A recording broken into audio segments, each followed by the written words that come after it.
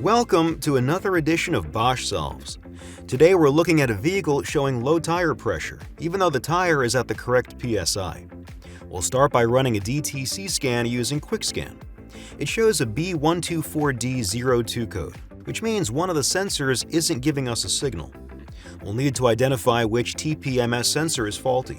To do that, we'll use the TPA300 and move around the vehicle, checking each tire along the way.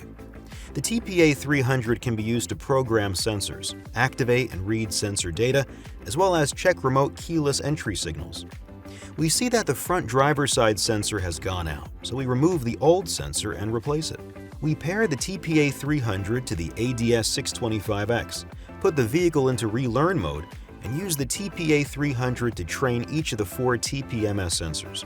Finally, we run another DTC quick scan to ensure the tire pressure code has been resolved. And that is how Bosch helps solve TPMS sensor problems. Bosch, the global leader in diagnostics, providing solutions for every job. Find the right solutions for your shop at boschdiagnostics.com.